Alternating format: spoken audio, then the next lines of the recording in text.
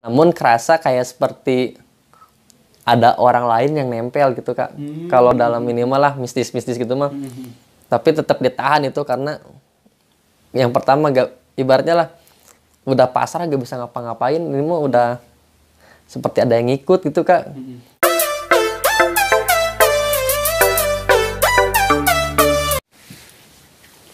Assalamualaikum warahmatullahi wabarakatuh.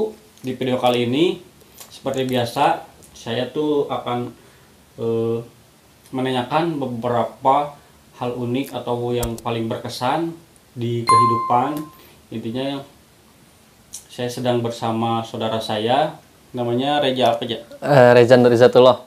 Reja Nurjatullah. Nurizatullah ya. Jadi beliau tuh hobinya sering ngedaki, naik gunung kayak gitu ya? Ya.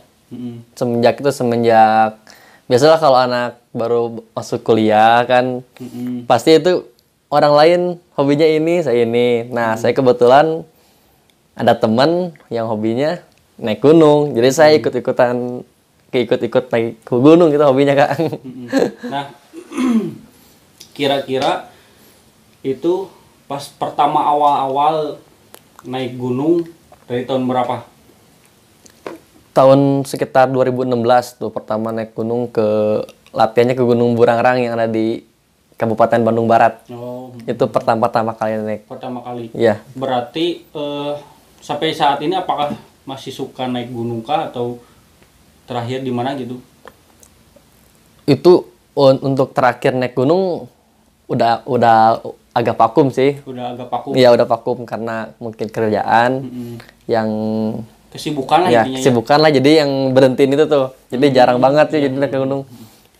Nah, kira-kira berapa kali maksudnya ada berapa gunung yang sudah didaki? Yang didaki ya, untuk gunung yang didaki kebetulan kalau untuk Jawa Barat sih itu udah semuanya.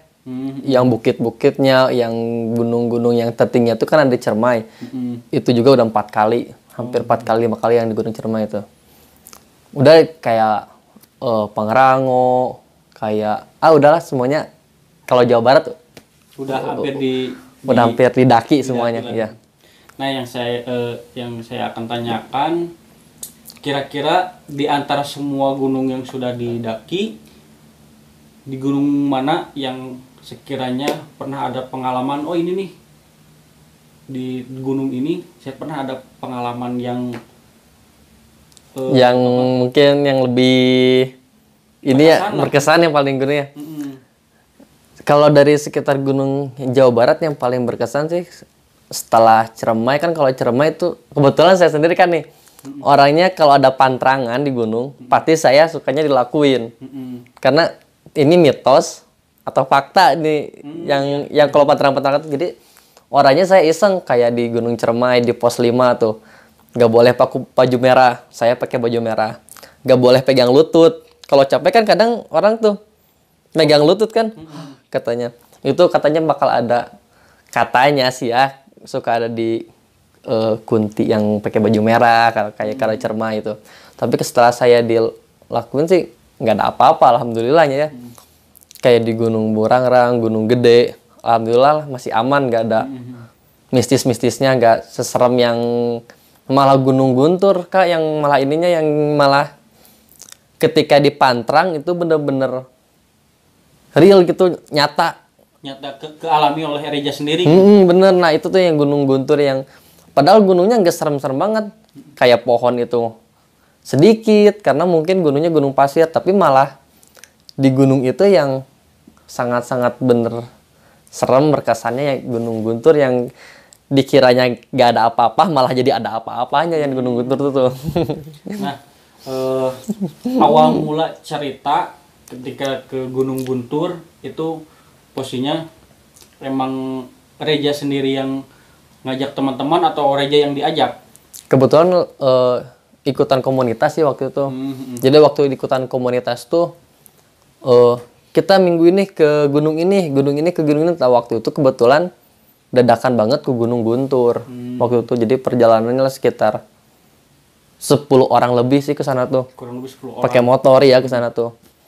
Pas banget lagi hari libur kan. Jadi kita ke sana tuh bener-bener waktu libur rame-rame jam berapa ya, jam 3 subuh sih. Kurang lebih pas berangkat tuh awalnya jam 3 subuh. Jam 3 subuh. Nyampe gunung dari Bandung ke Gunung Guntur tuh 2 jam. Kurang lebih 2 jam Perjalanan. Di sana istirahat. Biasalah persiapan dulu untuk naik gunung, pemanasan. Dari pos kebetulan waktu pertama kali naik Gunung Guntur tuh kaget, ternyata emang treknya tuh bener-bener pasir gitu, gak sesuai dengan perkiraan. Biasanya kan kalau gunung ya salah, paling kita melangkah tuh ada tanah ada akar, Kalau di sana tuh injak pasir ngeblebes ke dalam gitu. Jadi emang bener-bener treknya tuh pasir tuh. Pos 1, pos kedua itu terus aja sampai puncak-puncak juga pasir. Waktu turun, nah ini ada cerita hal konyol. Waktu udah di puncak, kabut, kita buru-buru ada turun tuh. Waktu turun, lari. Di seperempat mau pos terakhir, udah capek banget. Muka udah kebul. Karena treknya emang benar-benar ya yang pasir itu kan. Udah pasir, muka udah kotor. Wah, tuh debu lah udahlah. Nah, saya juga kan ini waktu pergi ke sana tuh sama pacar. Waktu sama pacar, jadi pacar juga ikut-ikutan ini. Wah, semuanya pada kotor. Pas lihat ada pos tuh. Wah, udah ada pos terakhir. Ada air. Nah, ada air. Ada tulisan gitu. Ada tulisan dilarang cuci muka. Tapi kan kalau udah naik gunung tuh bawaannya teh pengen yang seger-seger gitu. Iya, pengennya tuh cuci muka buru-buru, malah pengen minum air kan, karena air kebetulan udah stok udah habis. Udah habis. Nah, gimana? Udah gimana lagi kalau udah gitu kan, pasti pengennya tuh cuci muka minum. Ya udah, walaupun di pagar juga itu.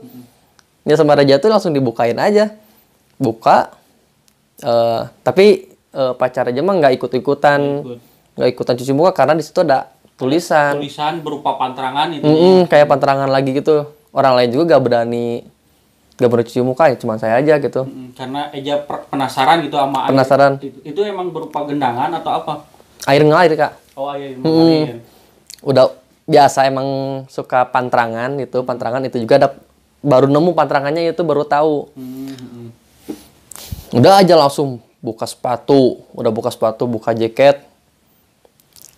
Pas waktu baca kan dilarang cuci muka, udah cuci muka aja. Cuci muka malah pakai sabun. Pakai sabun cuci muka. Waktu pertama cuci muka masih aman, waktu bangun, nah itu ceritanya tuh. Jadi mata ngebuka tapi gak bisa ngelihat, kayak ngantuk terus tuh.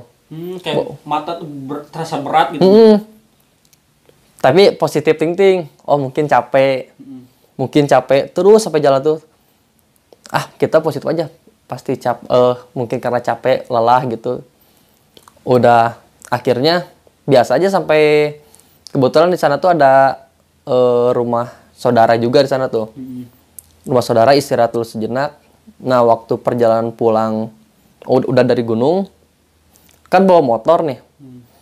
Bawa motor tuh, waktu di motor di sini mobil biasa, ini mobil truk. Waktu mau nyelip itu benar-benar gelap di sana tuh langsung. Eja itu posisinya bawa motor. Bawa motor langsung gelap aja. Waktu gelap di situ ada jalan rusak. Ya otomatis mau gimana lagi kan? Fokus aja ke depan waktu mau lewatin mobil itu tuh, menyusul tuh. Waktu lewat, ban motor langsung hancur. Oh, ban motor. Karena masuk ke logak itu. Itu juga saking kencangnya, bannya hancur, peleknya bengkok. Berarti Eja seketika itu teh langsung jatuh? Enggak, untungnya tuh, jadi waktu gelap tetap fokus ngegas ke depan. Wah, udah ancur-ancuran lah gitu kan. Kalau bahasa Sunda ancur-ancuran lah. Karena mungkin fokus, karena sadar, oh ini pasti karena air tadi keramat, udah positif. Jadi udah standby dalam hati itu, oh ini efek dari air itu kan, dari air itu tuh emang benar-benar kita tuh jadi ada rasa takut, udah gak fokus ngendarin juga. Akhirnya ke bengkel, udah ke bengkel beres, itu rasa ngantuk, rasa apapun juga masih ada tuh gara-gara cuci muka itu. Nah waktu sebelum Lingkar Nagreg, di situ tuh pengen nangis banget Pak. Itu gak tahu kenapa bener-bener pengen nangis.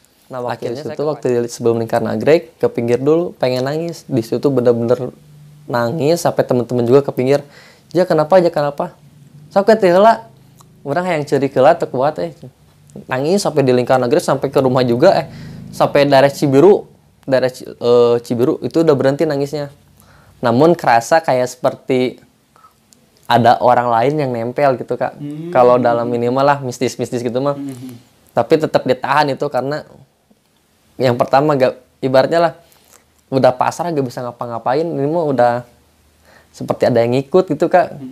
Karena bawaannya tuh hati itu pengen nangis terus. Pengen nangis terus sampai ke rumah nganterin pacar. Waktu nyampe rumah banget, mau buka pintu. Kebetulan kakak saya kan dia tahu kalau ada orang yang ngikut. Jadi misal tuh ada masalah goib lah gitu yang ngikut, dia pasti udah tahu. Nah kata teteh saya tuh, kesurupan ya cenah. Gak bilang gak apa-apa waktu mau minta tolong ke si mama, mah Abik mau bilang mah Abik kesurupan. Mau bilang kayak gitu keburu full total itu mah. Jadi gak bisa ngelakuin. Mau bilang, mau gini gerak itu udah nangis, udah ngeberontak. Itu bener-bener efek dari Gunung Guntur tuh. Jadi kesurupan aja itu mah kayak kita tuh kayak kesurupan tuh kayak diem, dia bisa ngapain, cuman badan gerak sendiri Kak.